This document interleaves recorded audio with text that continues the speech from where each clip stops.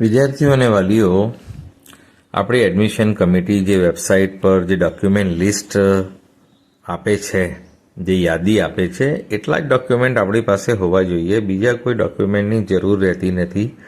જો આપણે ગુજરાત સ્ટેટની કાઉન્સેલિંગમાં ભાગ લઈ રહ્યા છે, આપણે ગુજરાતી છે, તો આપણી આ જે લિસ્ટ આવી છે એના પર જ ધ્યાન આપવાનું છે. આ પહેલાં ઘણા વિડીયોમાં હું આ ડિટેલ્સ ડોક્યુમેન્ટ્સની બતાવી ચૂક્યો છું. હાલમાં આ વિડીયો બનાવવાનો હેતુ એ છે કે ગેપ સર્ટિફિકેટ માટે અમુક સ્ટુડન્ટ પૂછે છે, કોઈ કેરેક્ટર સર્ટિફિકેટ માટે પૂછે છે. હવે જાત જાતના વિડીયો જોતા હોય, હવે જે કાઉન્સિલર જે તે સ્ટેટનું કહેતું હોય ને આ લોકો સાંભળે, બધા વિદ્યાર્થીઓ કે વાલીઓ, અને એ પછી આપણને ફોન કરીને મેસેજ કરીને હેરાન કરે. તો આપણે એટલું યાદ રાખો, જે તે સ્ટેટની કાઉન્સેલિંગમાં ભાગ લો ત્યાં સ્ટેટના જે કન્ડિશન હોય, જે ડોક્યુમેન્ટ લિસ્ટ હોય તે તમારે ફોલો કરવાની રહેશે. ઓલ ઇન્ડિયા કોટામાં તમે રજિસ્ટ્રેશન કરશો તો ઓલ ઇન્ડિયા કોટાની જે પણ ઇન્ફોર્મેશન બુલેટિનમાં માહિતી આવશે, જે પણ ડોક્યુમેન્ટ લિસ્ટ આવશે તે તમને જરૂર પડશે. જનરલી આપણા ગુજરાતની કાઉન્સેલિંગમાં ગેપ સર્ટિફિકેટની જરૂર રહેતી નથી. હા, જેટલા પણ એડમિશન થયા છે સ્ટુડન્ટ્સના, તો એ ગેપ સર્ટિફિકેટ વગર જ એમના એડમિશન થયા છે. ભલે એમનો 1 વર્ષનો નીટનો ડ્રોપ હોય કે 2 વર્ષનો ડ્રોપ હોય કે 3 વર્ષનો ડ્રોપ હોય કે એથી વધુ હોય, ગમે તેટલા ડ્રોપ હોય, પણ આપણી એડમિશન કમિટી ગેપ સર્ટિફિકેટ માંગતી નથી. બરાબર, યાદ રાખો. એટલે જે તે કાઉન્સિલમાં તમે ભાગ લો ત્યાં જરૂર હોય ત્યાં આપજો.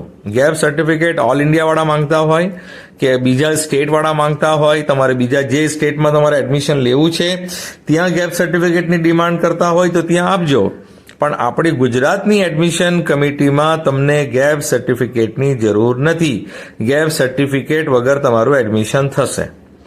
એ જ રીતે કેરેક્ટર સર્ટિફિકેટ જે છે એની પણ કોઈ જરૂર રહેતી નથી, પણ તમે તમારી સ્કૂલથી મેળવી લો તો તમને ફ્યુચરમાં કોઈ પણ જગ્યાએ કામ લાગશે. ગેપ સર્ટિફિકેટની જરૂર પડે નહીં પડે, પણ કેરેક્ટર સર્ટિફિકેટ હોય કે તમે કેટલા સારા છો, કેટલા ગુડ છો, એક્સિલેન્ટ છે, તમારો સ્વભાવ કેવો છે, તમારું કેરેક્ટર કેવું છે, તો એ છે તમને કેરેક્ટર સર્ટિફિકેટ તમારી સ્કૂલથી મળશે. તો તમે સ્કૂલથી એ કેરેક્ટર સર્ટિફિકેટ કઢાવીને તમારી ફાઇલમાં મૂકી રાખો કે તમે કેટલા સારા છો. એ કેરેક્ટર તમને દેખાય એટલે તે પ્રમાણે આપણું જીવન વિતાવવાનું.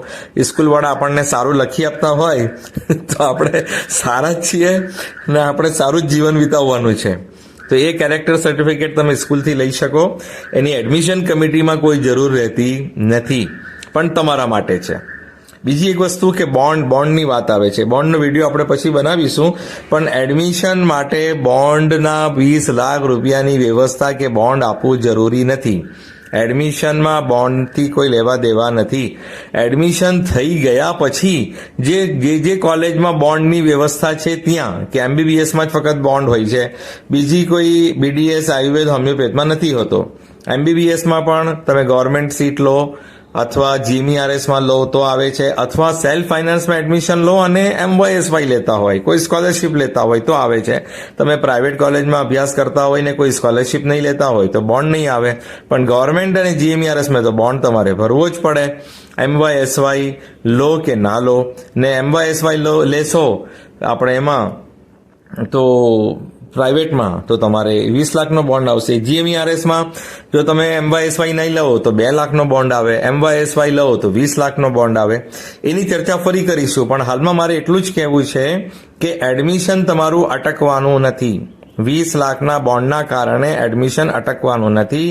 એડમિશન થયા પછી કોલેજ તરફથી તમને કહેવામાં આવે ત્યારે તમારે પેપર રેડી કરવાના છે. 15 લાખ રૂપિયાનું પેલું 300 રૂપિયાનું કે 500 રૂપિયાનું જે પણ આવે બોન્ડની, જે પણ સરકારના નિયમ હોય તે પ્રમાણે પેલું એફિડેવિટ કે જે કોઈ હોય તે લખી આપવાનું કે હું 1 વર્ષ સર્વિસ કરીશ, આ MBBS પૂરું થયા પછી ને હું સર્વિસ ના કરું તો હું 20 લાખ રૂપિયા આપવા બંધાયેલો છું. તો 15 લાખનો બોન્ડ હોય ને 5 લાખ સોલ્વન્સી સર્ટિફિકેટ આપણી મિલકત ગીરવી મૂકીને કે શું કે બોજો મૂકીને બનાવવાનું હોય, અથવા 5 લાખ ફિક્સ ડિપોઝિટ બનાવવાની હોય ડીનના નામે. તો એની ચર્ચા આપણે ફરી કરીશું. તમે આ ચેનલને સબસ્ક્રાઇબ કરી રાખો, લાઇક કરો, શેર કરો, જેથી તમને દરેક માહિતી સમયસર મળતી રહે અને સૌનું ભલું થાય.